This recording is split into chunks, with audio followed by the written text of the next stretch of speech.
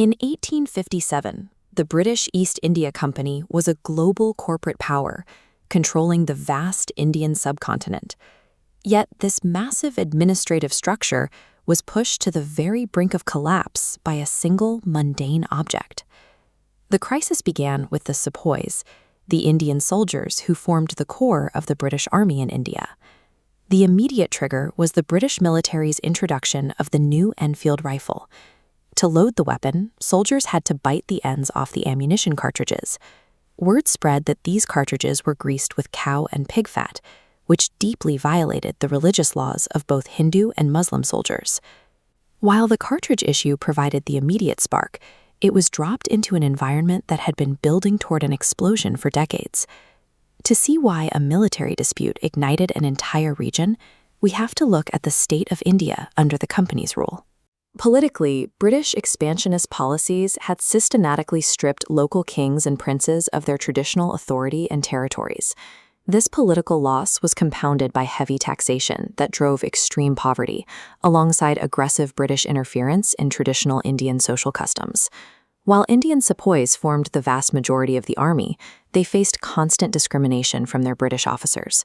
By 1857, displaced rulers, impoverished peasants, and these marginalized soldiers shared a common grievance, turning a military dispute into a united civil powder keg. The violent outbreak began in Meerut and rapidly transitioned from a localized mutiny into an uncontrolled civilian uprising across northern India. Rebel forces pushed into major regional centers, notably capturing Delhi, which suffered heavy physical destruction during the fighting. In Delhi, Bahadur Shah Zafar was declared the overarching leader, serving as a unifying figurehead for the various rebel factions. Regional leaders spearheaded resistance in other hubs, including Nana Saheb, who led the uprising in Kanpur.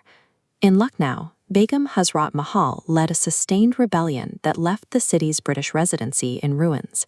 And from the fortified walls of Jhansi, Rani Lakshmibai personally led frontline defenses to protect her domain from British counterattacks. By leading coordinated resistance in their respective territories, these figures transitioned a military mutiny into a sustained regional war involving soldiers and civilians alike. If the rebellion had such high numbers and established leaders, why was it eventually crushed? The map reveals a fatal logistical flaw. Major rebel strongholds remained isolated under a fragmented leadership. In contrast, the British military operated as a coordinated machine. With centralized command, they systematically targeted and extinguished these isolated nodes one by one. The raw momentum of the uprising was eventually suffocated by the unified logistics of an imperial superpower. Although the military rebellion was defeated, it dealt an irreversible blow to the existing colonial power structure. The British government concluded that a private corporation, the East India Company, could no longer be trusted to govern the Indian subcontinent. In response, the East India Company was dissolved. The British Crown, under Queen Victoria, assumed direct administrative control. This forced restructuring ended the era of corporate rule and marked the beginning of the British Raj. To prevent a second uprising, the Crown instituted new policies, including a promise of non-interference in religious matters and protection for local landlords and princes. The military was also reorganized to ensure that Indian soldiers would remain divided, preventing any future unification of the ranks. British records often label 1857 as the Sepoy Mutiny, yet the uprising functioned as India's first war of independence, a rupture that proved colonial rule was vulnerable and provided a blueprint for the resistance that followed.